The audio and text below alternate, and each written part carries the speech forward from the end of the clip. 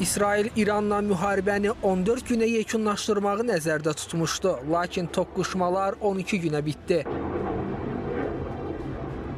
İran, İsrail və Birləşmiş Ştatlar üçbucağında yaşanan qarşılıqlı hücumlar ciddi dağıntılarla yanaşı, informasiya müharibəsində də çox sərt fikirlərlə diqqət çəkdi. Ən maraqlı detal elə atəşkəs qüvvəyə mindiyi andan tərəflərin hər birini qalib elan etməsidir. İsrail İranın nüvə proqramı ilə bağlı məqsədinə çatdığını, Tehran saflaşdırdığı uranı qoruduğunu, Ağ Ev isə vəziyyəti nəzarətə aldığını, eləcə də regional sabitliyin əldə olunduğunu iddia edir.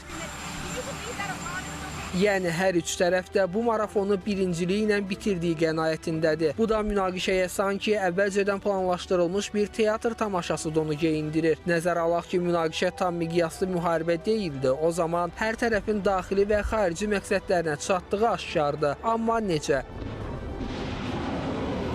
Bu sualın cavabı müəyyən razılaşmaların olması ehtimallarında gizlidir. Məsələn, İsrailin vurmayacağı obyektlər, İranın cavabının miqyası, Amerikanın müdaxilə limitləri kimi başlıqlar əvvəlcədən razılaşdırılmış nüanslar ola bilər.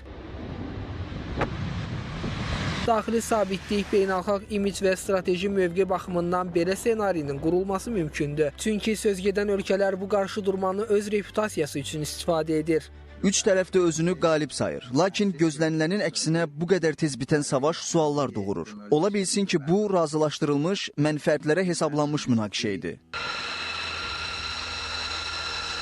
Bu aspektdən baxdıqda münaqişədən kimin nə qazandığına dair incə məqamlar diqqət çəkir. Qısa müddətli münaqişədən əli dolu ayrılan əsas tərəf İsraildir.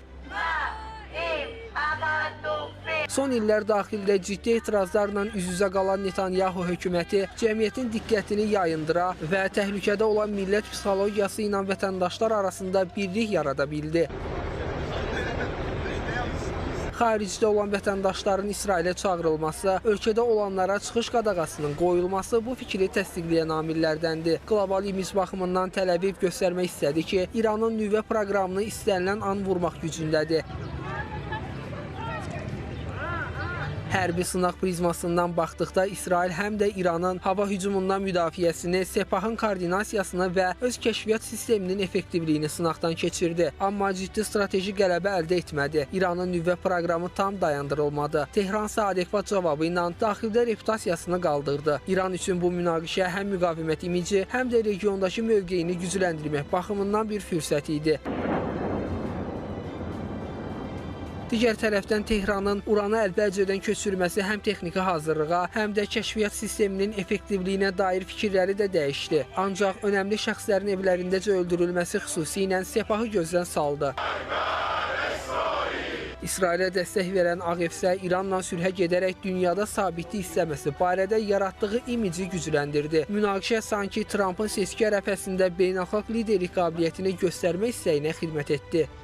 Bu münaqişə hər birinin daxili və xarici reputasiyasına hesablanmış gediş ola bilər. Çünki bunu sübut edə biləcək xeyli məqamlar var. Lakin ümumi prizmadan hər birinin zəif cəhəti də bu savaşda ortaya çıxdı.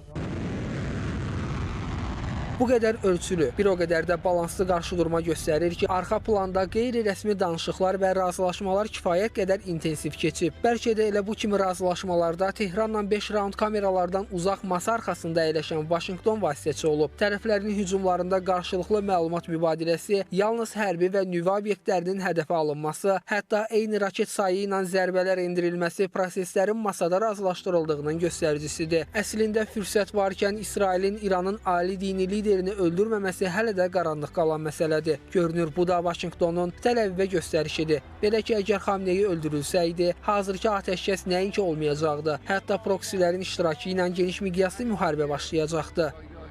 Bu savaş üç tərəfin də razılaşdırdığı plan ola bilər. Çünki İsrail gözlənilən əsas gedişləri etmədi. Ancaq bir-iki şəxs öldürüldü. Hərbi bazaların çoxu, nüvə üçün saflaşdırılmış uran hələ də tam yerindədir. Yəni, əsas məqsədi bu idisə çatmamış sayılır. Lakin münaqişənin açıq fazası bitsə də gizli müharibə, kiber hücumlar, sanksiyalar, nüvə proqramı ilə bağlı manipulyasiyalar bu gündən sonra da davam edəcək. Hətta İsrail İrana yeni zərbələr üçün bəhanə axtara bilər. Uranı daşımağı bacaran Tehranın nüvə silahı əldə etməyə yaxınlaşmasına dair hər hansı yeni məlumat vəziyyəti başa qaytaracaq gücdədir. Birləşmiş Ştatların isə istənilən gedişatda sabitləşdirici qüvvə kimi qalmağa çalışacağı, amma reallıqda daha çox balanslaşdırıcı rol oynayacağı düşünülür.